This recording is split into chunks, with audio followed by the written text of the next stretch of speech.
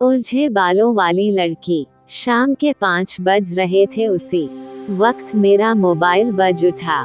सामने विक्रम था। हमेशा की तरह वो प्यार से बोला, जानेमन क्या कर रही हो? मैंने कहा कुछ नहीं, बस अब ऑफिस से निकल कर पीजी जाऊंगी। तुम क्या आ रहे हो?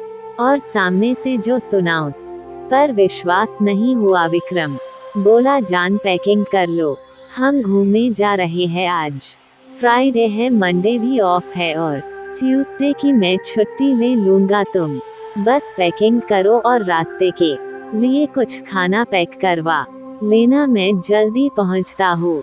विक्रम भी ना सरप्राइज कर देता है कभी कभी। पिछले 1 महीने से इसी बात पर हमारी बहस चल रही थी।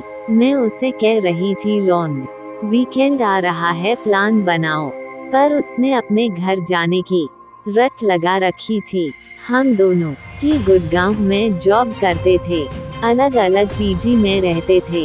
हफ्ते में 3-4 बार मिल लेते थे, पर वीकेंड पर विक्रम का घर जाना जरूरी ही था। उसके पेरेंट्स उसका रास्ता देखते थे। मेरा अपना कहने को कोई नहीं था इस दुनिया में। चाचा ने बचपन में पाल दिया, पढ़ा लिखा भी दिया। अब जब वो नहीं रहे तो मैं उनकी फैमिली में एक अवांछनीय सदस्य हो गई। इसलिए पिछले 2 साल से पीजी में रहने आ गई थी। यही विक्रम से मुलाकात हुई और कब मुलाकातें प्यार में बदल गई, पता ही नहीं चला। हम दोनों उम्र के 30 बसंत देख चुके थे। अब हमारा प्यार में लड़कपन नहीं था, एक गंभीरता थी। पर हम दोनों एक साथ लिव इन में रहने की हिम्मत ना जुटा पाए। खैर, ये तो हुआ परिचय। अब अपनी कहानी पर आती हूँ। उस दिन जैसे मेरे पैरों को पंख लग गए थे। मैं बहुत खुश थी। विक्रम के साथ इतने दिन बिताने की कल्पना से ही मैं सहर उठी थी। मैं जल्दी से सब जरूरी चीजें पैक की, अपने वॉकिंग शूज कसे और रेडी थी। तभी फोन पर मिस्ड कॉल, यानी विक्रम आ गया। मैंने जल्दी ही सामान गाड़ी में रखा और बैठते ही विक्रम को चुम लिया। वो भी बहुत खुश हो गया। उसने कहा, रोबिन भी रेडी, हम एंजॉय करेंगे। हम पूरी रात ड्राइव करते रहे और जब सुबह की पहली किरण उदित हुई तो हम उत्तराखंड के एक छोटे से हिल स्टेशन पर पहुंच चुके थे। वहां हमने थोड़ा घूम घाम कर देखा। हमें रहने के लिए नदी किनारे एक शांत सी कॉटेज मिल गई। रूम बहुत बढ़िया था, बड़ी बड़ी खिड़कियां और सामने खूबसूरत नदी। विक्रम जानता था मुझे क्या पसंद है। हमने जल्दी से फ्रेश होकर पहले अपनी नींद पूरी करने का प्लान बनाया, पर बिस्तर पर आते ही वो रोमांटिक मूड में आ गया। और फिर जो नींद आए, मेरी आंख 3 बजे के लगभग खुली। विक्रम अभी भी सो रहा था। मैंने उठकर कपड़े पहने और खाने के लिए कुछ ढूंढने लगी। तभी मुझे लगा जैसे कोई गुनगुना रहा हो।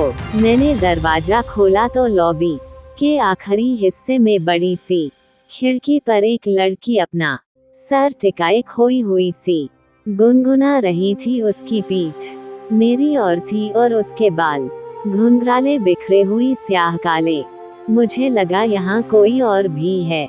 चलो अच्छा है, साथ में कोई अपनी उम्र का है, ट्रैकिंग में मजा आएगा। तभी विक्रम ने मुझे आवाज दी, जान कहाँ गई? और तभी उस लड़की ने मुड़कर मुझे देखा। वो बहुत ज्यादा गोरी थी। मुझे देख वो मुस्कुरा दी। मैंने भी मुस्कुरा कर उसका प्रत्युत्तर दिया।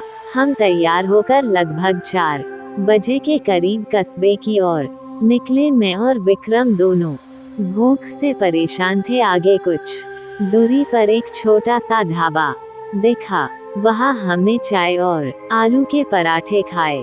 ढाबे का मालिक एक बूढ़ा सा आदमी था। वो कहने लगा, आप लोग कहाँ रुके हो? हम लंच बॉक्स भी भेज सकते हैं। जब हमने बताया हम कहाँ रुके हैं तो उस बूढ़े और ढाबे पर 2-3 लोगों उसकी आंखें फैल गई, कोई कुछ बोला तो नहीं पर कानाफूसी होने लगी थी। मुझे थोड़ा अजीब लगा, पर हम उस वक्त वहां से निकल कर नीचे बाजार की तरफ घूमने निकल गए। आते वक्त रात का खाना पैक करवा हम कोई 7 बजे के लगभग कॉटेज पहुँचे। मेन गेट पर शिब्बू मिल गया। वो कॉटेज का केयरटेकर था। उसने बताया यहाँ सिर्फ ब्रेकफास्ट और चाय काफी ही मिल सकती है, पर पीछे की तरफ किचन है जहाँ आप खुद खाना बना सकते हैं। विक्रम उससे आसपास घूमने की जगह पूछने लगा और मैं रूम की तरफ बढ़ चली। लॉबी पर पहुंचते ही मुझे ठंडी हवा का एहसास हुआ। मैं चाबी अभी की होल में लगा ही रही थी। मुझे साथ के कमरे से धीमे संगीत की आवाज आई, बहुत ही मधुर पर उदास सा। मुझे अचानक वो लड़की याद आ गई। पीछे पीछे विक्रम था। वो कहने लगा, अंदर चलो, यहाँ क्यों खड़ी हो, एक राउंड और हो जाए। उसकी आंखों में शरारत थी। मैं बस उसकी आंखों में खो गई। मैं उससे दीवानों की तरह प्यार करती थी। मेरे लिए सिर्फ वो ही तो था उसका प्यार, जिस शर्त पर मिले मुझे मंजूर था। उस रात में बहुत सुकून से थी विक्रम की बाहों में। बाहर किस पहर बारिश शुरू हो गई थी, पता ही ना चला। मुझे प्यास लगी थी। फोन उठाकर देखा तो रात के 2 बज रहे थे। बारिश की रिमझिम और रात का सन्नाटा अलग ही दुनिया लग रही थी। मैंने विक्रम को देखा। वो किसी छोटे बच्चे की तरह सो रहा था। मैंने उठकर खिड़की खोली और बारिश की बूंदों को अपने चेहरे पर महसूस करने लगी। तभी साथ वाले रूम से किसी के रोने की आवाजें आने लगी। कोई आदमी जोर जोर से बोल रहा था और कोई लड़की रो रही थी। उनकी आवाजें स्पष्ट नहीं थी, जैसे दबी दबी सी थी। खिड़की बंद करने की आवाज से विक्रम भी उठ बैठा। कहने लगा, रुबिन, तुम रात को खिड़की क्यों खोल रही हो? ये कॉटेज नदी के पास है, जंगली जानवर भी आ सकते हैं। मैंने तब दिन में मिलने वाली वो बिखरे बालों वाली लड़की का जिक्र किया। मेरा ख्याल था वो कोई विदेशी है। विक्रम बोला, उन्हें छोड़ो, कल तुम्हें एक वाटरफॉल पर ले जाऊंगा। अभी इधर आओ और मुझसे लिफ्ट जाओ।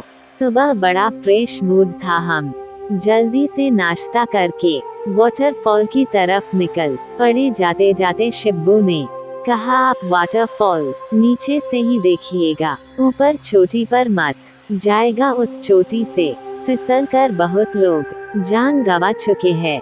लगभग 3 किलोमीटर की ट्रैकिंग करके हम उस वाटरफॉल तक पहुँचे। वहाँ काफी चहल पहल थी। पर्यटकों के साथ साथ लोकल लोग भी थे।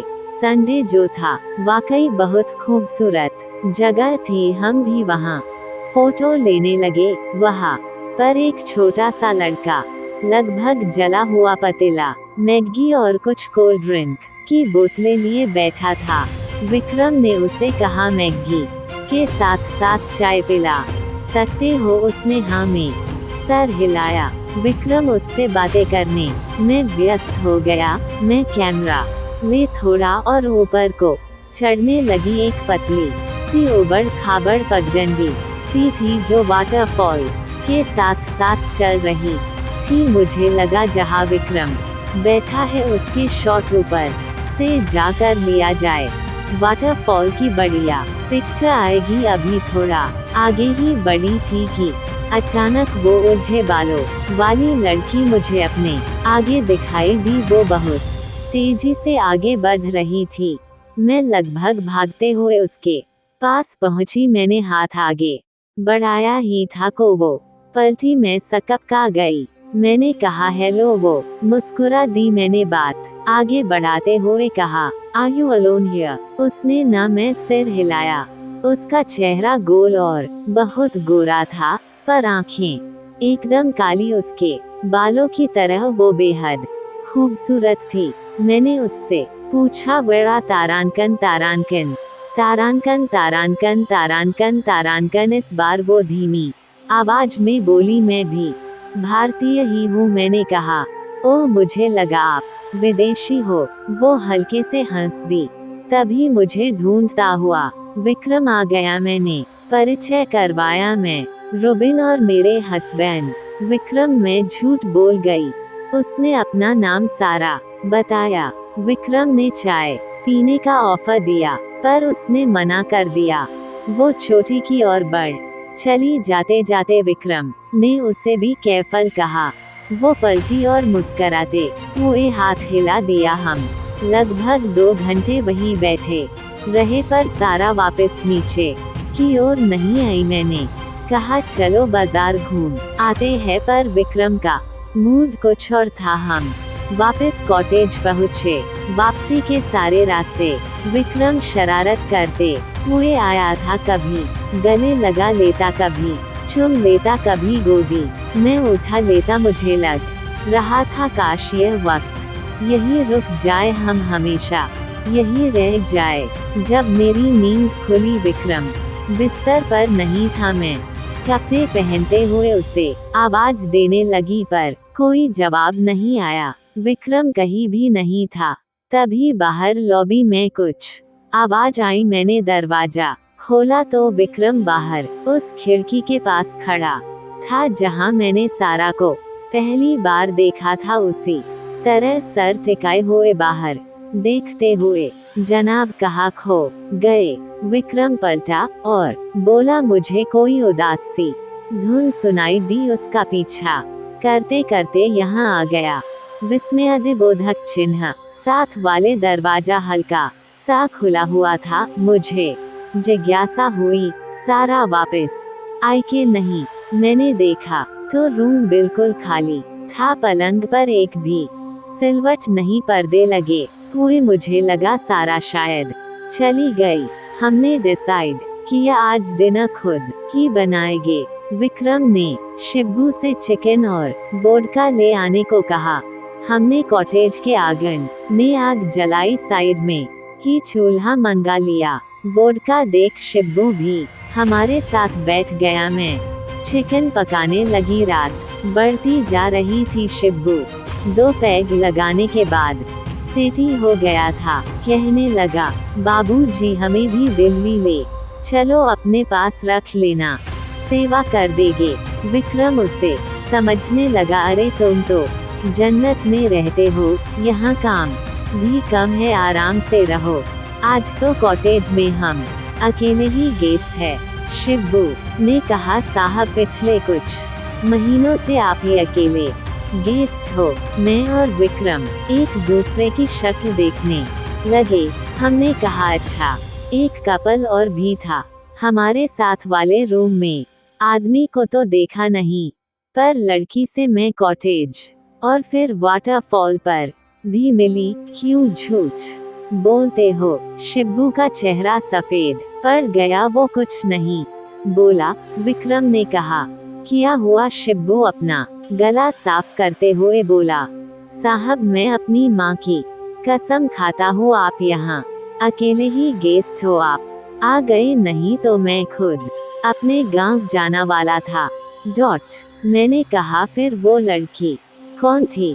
कहाँ से आई? शिब्बू ने बताया, इस कॉटेज के बारे में बहुत कहानियाँ फैली हुई है। ये बहुत पहले अंग्रेजों के जमाने में किसी साहब बहादुर का घर था और यहाँ कुछ मौतें हुई थी। तब से आसपास के लोग यहाँ आवाजें सुनने लगे। कभी कोई उदास सी धुन, कभी लड़की के गाने की, कभी रोने की। मेरा ये सुनकर खून जम गया था, पर शिब्बू हमें सांत्वना देते हुए बोला, साहब मैंने तो आज तक ऐसा कुछ देखा ना सुना। मैं तो रोज यही रहता हूँ, कभी कुछ नहीं देखा। दिन जैसे तैसे निपटा कि हम दोनों रूम में आ गए। विक्रम मुझे धाधस बंधाते हुए बोला, चरसी है कहा इसकी बातों में आ रही हो, पर अंदर से वो भी डरा हुआ लग रहा था। वोडका उतर चुकी थी और नींद भाग गई थी। मैं और विक्रम इधर उधर की बातें करते हुए टाइम बिता रहे थे। रात के 10 बज गए थे, बारिश शुरू हो गई। उसने माहौल को और बोझिल बना दिया था। बातें करते करते हम कब सो गए पता ही नहीं लगा। रात के किसी वक्त मुझे लगा जैसे मेरे ऊपर कोई झुका हुआ है। मैंने आंखें खोली तो सारा थी। सारा कंधों से पकड़कर मुझे उठा रही थी। मेरा नाम बार बार पुकार रही थी। उसकी आवाज किसी कुएं से आती हुई लग रही थी। मैं हड़बड़ा कर उठी। सारा मेरा हाथ पकड़ कर मुझे खींचती हुई अपने साथ ले जाने लगी। डर के मारे मेरे गले से आवाज तक नहीं निकल रही थी। मैंने पीछे मुड़कर देखा, विक्रम बिस्तर पर ही था। सारा मुझे साथ वाले कमरे में ले गई। उस कमरे की शक्ल ही बदली हुई थी। हॉल के कोने में बड़ी सी चेयर पर एक अंग्रेज रोबीला सा आदमी बैठा हुआ वायलिन बजा रहा था। उदास धुन, उसकी आंखें बंद थी। सारा उसके पैरों के पास जाकर बैठ गई। वो रोने लगी। सारा ने उसका हाथ अपने हाथ में लिया और कहने लगी, please Albert, don't go, don't leave me. पर उस आदमी पर कोई फर्क नहीं पड़ रहा था। सारा का चेहरा लाल हो गया था। अचानक वो आदमी खड़ा हुआ और मेरी ओर बने लगा। मैं जड़ थी, जैसे मेरे आंखों के सामने कोई पिक्चर चल रही थी। तभी सारा के हाथ में ना जाने कहाँ से बंदूक आ गई थी। सारा फिर बोली, एल्बर्ट स्टॉप। पर वो आदमी आगे बढ़ता ही जा रहा था और फिर एक धमाका और ढेर सा धुआं। और तब पहली बार मेरे गले से चीख निकली। विक्रम और शिब्बू भागते हुए मेरे पास आए। मैं उस कमरे में जड़ खड़ी हुई थी और लगातार चीखे जा रही थी। वहाँ कुछ भी नहीं था। विक्रम मुझे उठाकर अपने कमरे में लाया, मुझे पानी पिलाया। मैं पसीने में भीगी हुई थी। वो बार बार मुझसे पूछ रहा था, क्या हुआ, क्या हुआ, पर मैं कुछ बता नहीं पा रही थी। फिर कब मैं बेहोश हो गई पता नहीं लगा। जब मेरी आंख खुली सवेरा हो गया था। विक्रम परेशान सा मेरे सिरहाने बैठा हुआ था। रूम के दूसरे कोने में शिब्बू दीवार से सर लगा कर ऊँघ रहा था। मैंने उठने की कोशिश की तो विक्रम ने मेरी मदद की। ऐसा लग रहा था जैसे मैं सदियों से बीमार हूँ। बहुत कमजोरी लग रही थी शिब्बू को। विक्रम ने काफी बनाकर लाने को कहा। फिर मुझे बाहों में भरते हुए कहा, क्या हुआ था रोबिन, तुम रात को वहाँ क्यों चली गई थी? मैंने सारी बात बता दी। विक्रम सुनकर सन रह गया। उसने जैसे तैसे पैकिंग की, मुझे सहारा देकर तैयार करवाया और हम निकल पड़े कॉटेज से। जैसे जैसे दूर जा रहे थे मेरे शरीर में जैसे जान आती जा रही थी। हम बाजार में पहुंच गए। विक्रम ने उस छोटे से ढाबे पर गाड़ी रोक दी। वो बुड्ढा चाय बना लाया। विक्रम और मेरी सफेद शक्ल देखकर वो बोला, साहब हम तो पहले ही दिन आपको बताने वाले थे, पर शहर के लोग ऐसे बातों को कहाँ मानते हो। फिर जो उसने कहानी सुनाई वो इस प्रकार थी। ये बात उस जमाने की है जब अंग्रेज भारत छोड़कर जाने वाले थे। ये कॉटेज अंग्रेज अफसर एल्बर्ट केथ की थी। उसकी फैमिली इंग्लैंड में थी। वो लगभग 40 साल का हट्टा कट्टा आदमी था। कुछ साल पहले वो बंगाल से एक एंग्लो इंडियन लड़की सारा को अपने साथ ले आया था। वो बेचारी उससे बहुत प्यार करती थी, पर जब अंग्रेज भारत छोड़कर जाने लगे तो एल्बर्ट सारा को छोड़कर जाने लगा। उसे वो साथ कैसे ले जाता? इंग्लैंड में उसकी बीवी और 4 बच्चे थे। सारा सारी जिंदगी जिसे प्यार समझ रही थी वो तो बस मन बहलाव था। उसने बहुत कोशिश की एल्बर्ट ना जाए, पर वो ना माना और फिर सारा ने उसे गोली मार दी और खुद वाटरफॉल से छलांग मारकर आत्महत्या कर ली। तब से ही उनकी आत्मा भटक रही है। मैं सारे रास्ते यही सोचती हुई आई कि क्यों सारा ने मुझे चुना। क्या वो कुछ बताना चाहती थी, मुझे इशारा करना चाहती थी। जब गुड़गांव करीब आने लगा तो मैंने विक्रम को कहा, क्या तुम भी मुझे छोड़ तो नहीं जाओगे? हमारे रिश्ते का भी तो कोई नाम नहीं। विक्रम मेरी और हैरानी से देखने लगा। वो कुछ नहीं बोला। जिंदगी वापस आ कर फिर बिजी हो गई। एक शाम मेरा फोन बजा। हेलो जानेमन, रेडी हो जाओ, मम्मी पापा आ रहे हैं। उलझे बालों वाली लड़की ने मेरी जिंदगी सुलझा दी थी।